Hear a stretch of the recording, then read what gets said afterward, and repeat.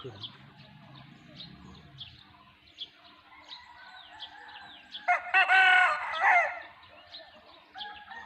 เด้อพี่น้องไม่ได้หลายมื้อนี่นะ2-3 ตัวพอครับเช้านี่ครับใส่หาคุ้นคว้ามา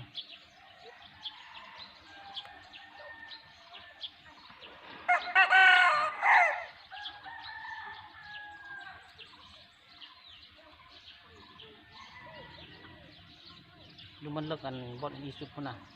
ปั่นน้ำนี่แหละบักไล่นี่ดึงบอลเอาบอลอีสุดต้นถึงมีลูกไม่ได้ทุกเตะทุน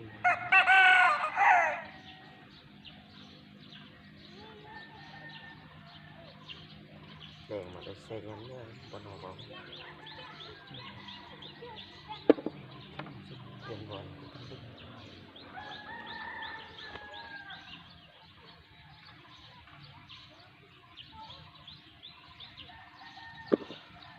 ทุก2 ตัวเมนปลาที่ไหนก็มีมันนะก็มาปลาปลาที่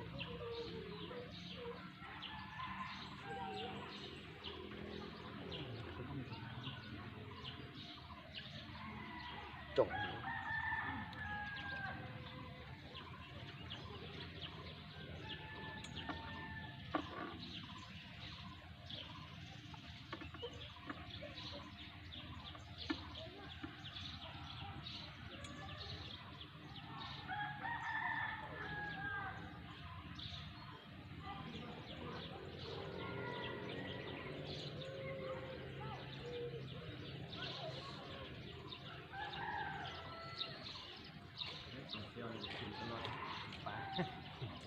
มากินน้ำดิโอ้ส่วนเท่าไหร่ก็มากินน้ำ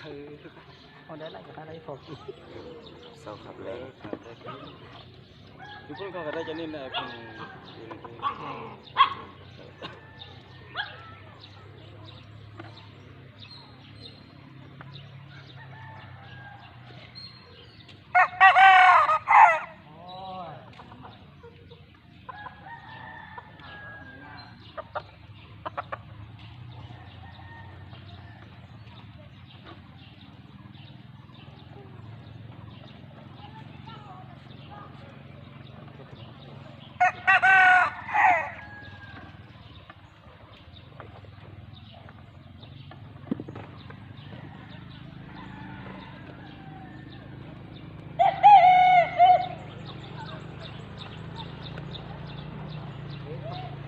ประกันไม่เห็นผักมันนี่เข้าอยู่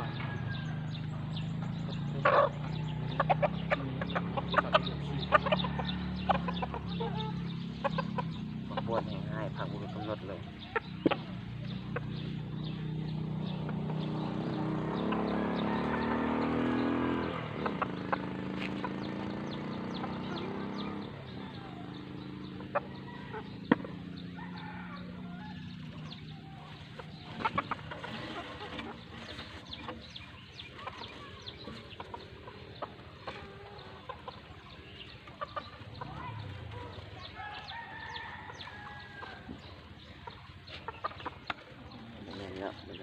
เหนียวแล้ว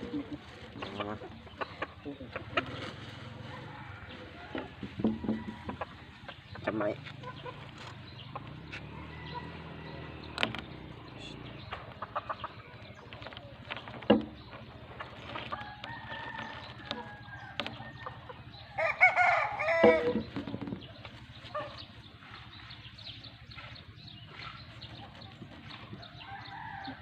ดังมุกสบังสบังอันเอาไปใส่กับนะครับสบังห้ามดีนั่น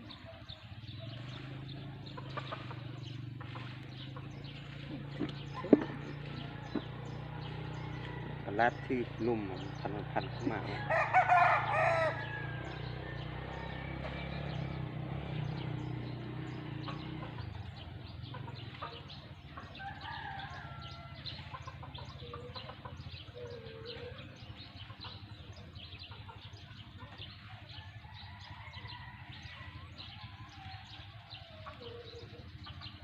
ที่ลุมที่ดังลุม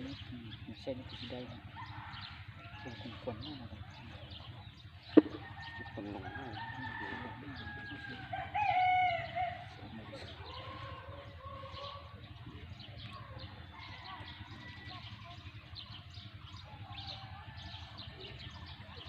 ปลายนี้ใส่เบ็ดกระทึกดีมันเนาะคนล่างนี่นะกระทึกอ่ะ มื้อนั้นเอาได้ตัวหนึงเลยกินคุ้งดีๆนี่กี่เดือนกินลาดหนึงก็มันมีแต่น้ำเนาะมีปลาใส่ถึกบอลเนี่ย สมบูรณ์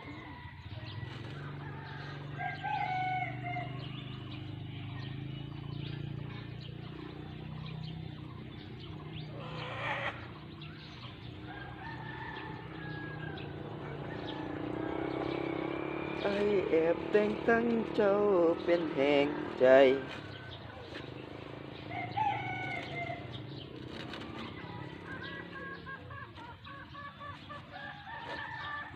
เก็บหมอนเก็บอะไรครับแม่เล็กละ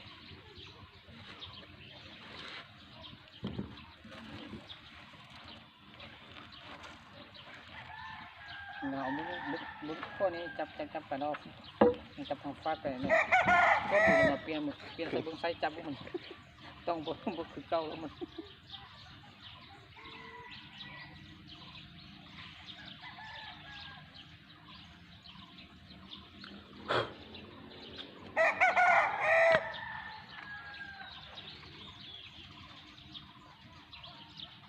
เพื่ออุ้มมาที่ดูกันนี่ นอน ต้องเคยได้ สับมีเพื่อนแล้วมันจะนอนให้มันตัวเองไปซอกมันซอกมามันใจบ่ นั่นแหละดี มันขึ้นตัวขึ้น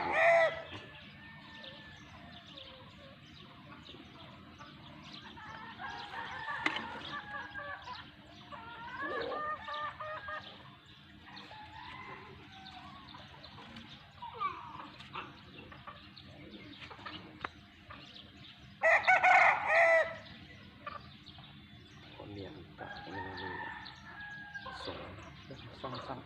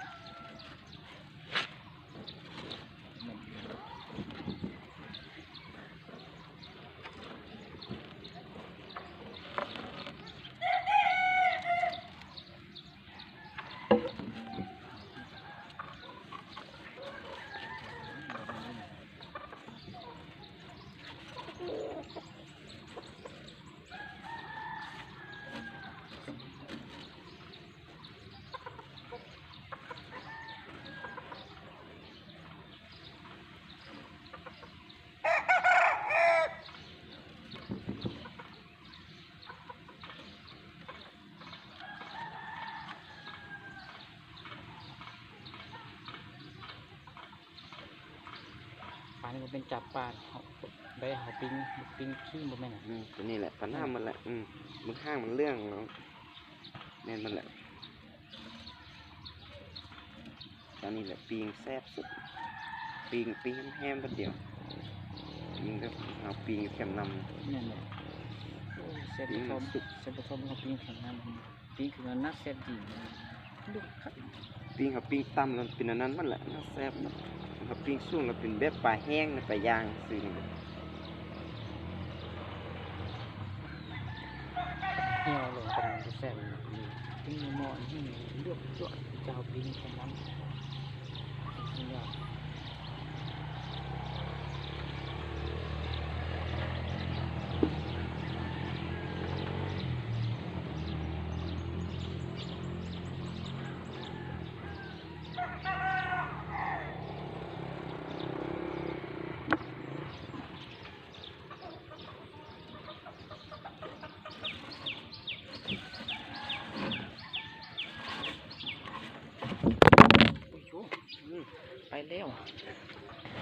นอนวะ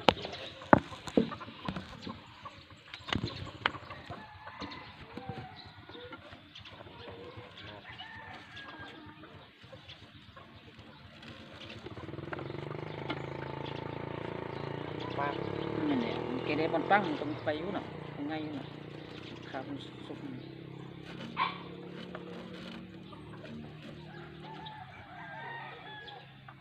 ปลานี่ก็พันธุ์ต้องดีกว่าปลานี่นะ เฮ้ยแช่เป็นปลากับปลาคิงนิดนึงแม่มันทึกนะปลาสุดละ ทำ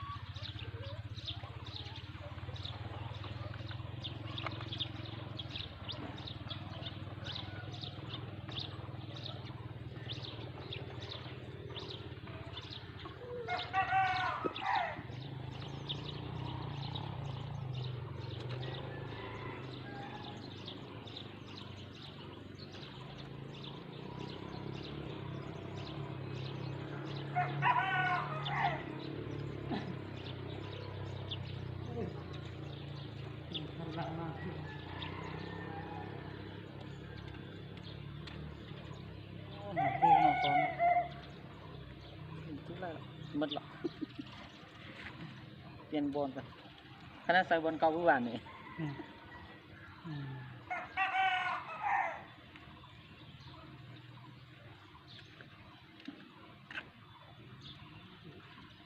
กำลังนะครับ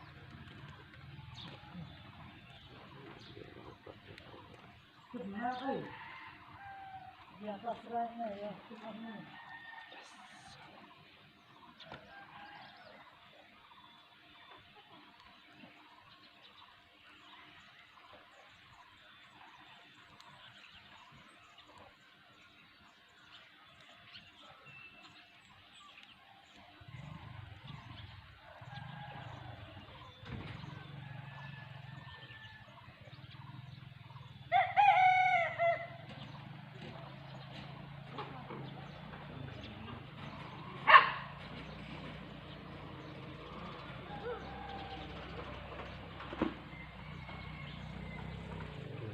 พันว่า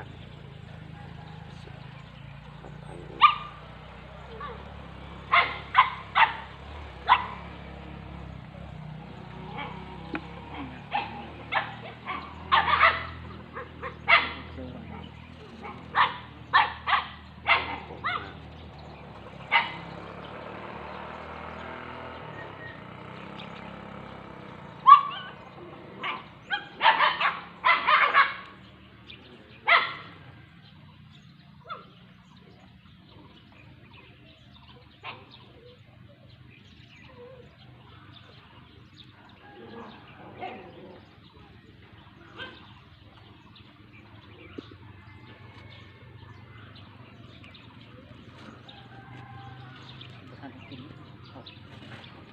เรื่องของกระชีเยอะ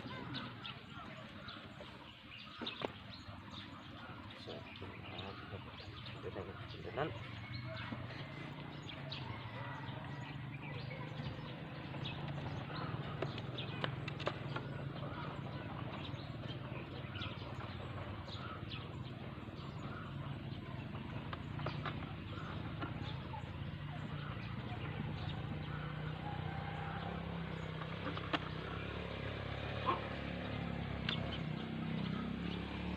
แซ่บเป็นปลา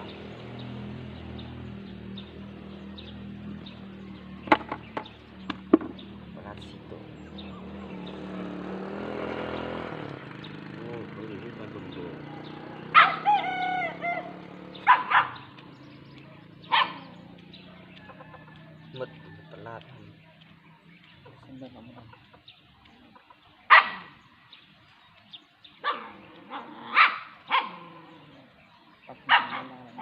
ตลาดหลายเนาะนำเนี่ยออกไป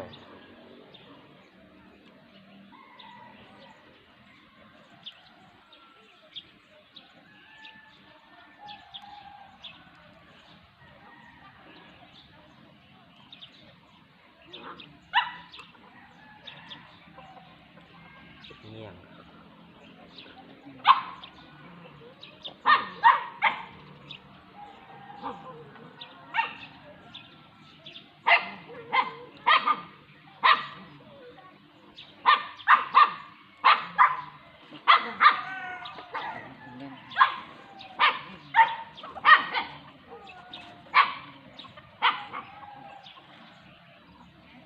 คือบนมัดเลย คัก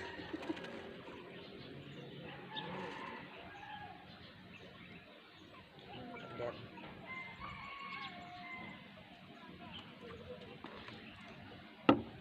อ๋อมันมีปลาหน้ามัดปีงสุดยอดเลย อืม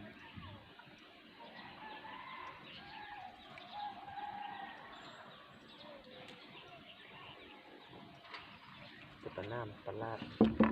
ปลาหน้าแซม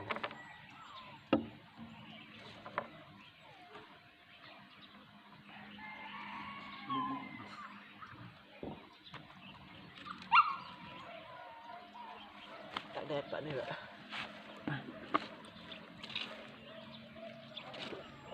เดี๋ยวรอนะไม่ยินนะเราchậu cho